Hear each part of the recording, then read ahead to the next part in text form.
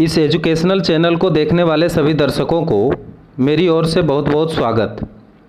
आज मैं क्लास 8 का एक बहुत ही सुंदर कविता जिसका नाम है कबीर की साखियाँ, इसकी जो साखियाँ हैं इसको हम आपके सामने प्रस्तुत करेंगे। इसकी स्वप्रसंग व्याख्या करने जा रहा हूँ, तो आप इसे ध्यान से सुनिए और समझिए।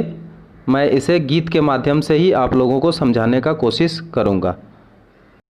तो आइए हम लोग देखते हैं फर्स्ट पैराग्राफ, फर्स्ट इसका जो साखियाँ हैं वो देखते हैं।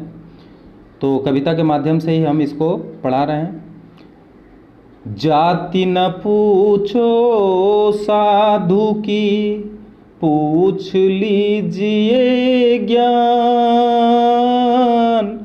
मोल करो तलवार का, पड़ा रहन दो म्यान रे भाई, पड़ा रहन दो म्यान। देखिए बहुत सुंदर कविता है।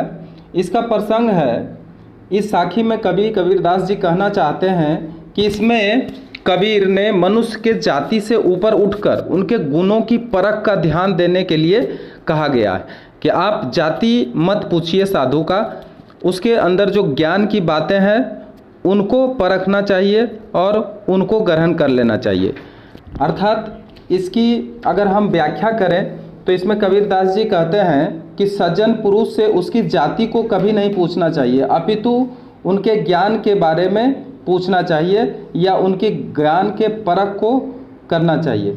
मनुष्य की उसकी जाति के आधार पर नहीं, उसके ज्ञान के आधार पर ही परखना चाहिए। जिस प्रकार तलवार को खरीदते समय हमें तलवार का मोल करना चाहिए, न कि म्यान का। आइए अब हम सेकेंड पारा को देखते हैं। आबत गारी एक है, उल्टत होई अनेक। कह कबीरा नाही उलटिए, वही एक की एक रे भाई, वही एक की एक। इस कविता का प्रसंग है कि किसी के द्वारा कहे गए अपशब्द पर कभी भी हमें ध्यान नहीं देना चाहिए। और इस कविता को अगर हम देखें या इस पंक्ति को अगर हम देखें तो इसमें कबीरदास जी कहते हैं कि हमें कोई अगर गाली देता है तो वह गाली एक होती है, पर जब हम उसे पलट कर उसे दे देते हैं तो वो बढ़ते बढ़ते बहुत सारे गालियां बन जाते हैं और गालियों की संख्या बढ़ती चली जाती है। इसलिए जब हमें किसी एक गाली पर ही ध्यान नहीं देंगे तो वह वहीं ख़त्म हो जाएगी और एक से अधिक गाली नहीं बनेंगे। तो इसलिए कहा गया है कि अपशब्द पर कभी भी हमें ध्यान नहीं देना चाहिए और गाली को जो है बढ़ने से रोकना चाहिए ताकि गाली एक ही रहे।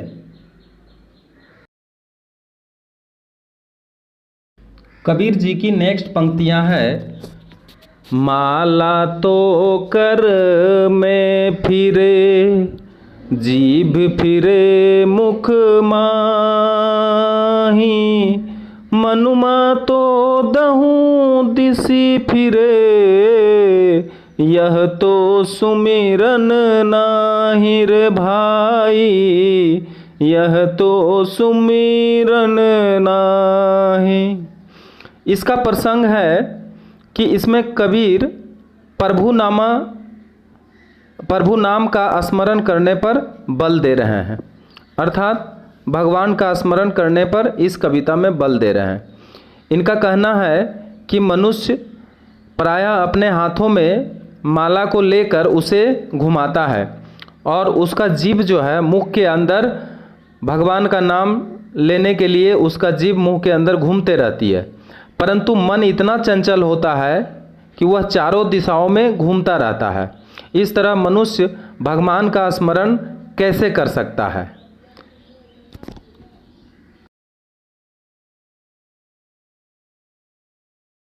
अब नेक्स्ट साखी देखिए।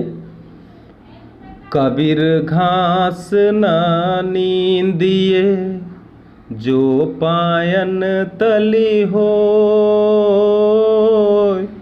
उड़ी पड़े जब आँखी में खरी दुहेली हो रे भाई, खरी दुहेली हो। इस कविता में, इस साखी में कबीर जी कहते हैं कि जो छोटे तथा कमज़ोर होते हैं उसे हमको तुच्छ नहीं समझना चाहिए और उसको दबाने वाले को चेतावनी दे रहे हैं। इसका व्याख्या है कि कभी भी घास को छोटा समझकर उसे कुचल नहीं देना चाहिए, अर्थात उसे दबाना नहीं चाहिए, क्योंकि जब घास का एक छोटा सा तिनका भी हमारे आँखों में गिर जाता है तो हमें बहुत दुख देता है। अर्थात हमें छोटा समझकर किसी पर कभी भी अत्याचार नहीं करना चाहिए। कबीर जी का नेक्स्ट साखी है। जग में बैरी कोई नहीं जो मन शीतल हो, या आपा को डारी दे दया करे सब कोई रे भाई, दया करे सब कोई। इस साखी का प्रसंग है कि मनुष्य को स्वार्थ त्याग कर दयावान बनने की सीख इस कविता के माध्यम से कबीर जी दे रहे हैं। इसमें कबीर दास जी कहते हैं कि मनुष्य का मन अगर शांत है तो संसार में इनका कोई शत्रु नहीं हो सकता है।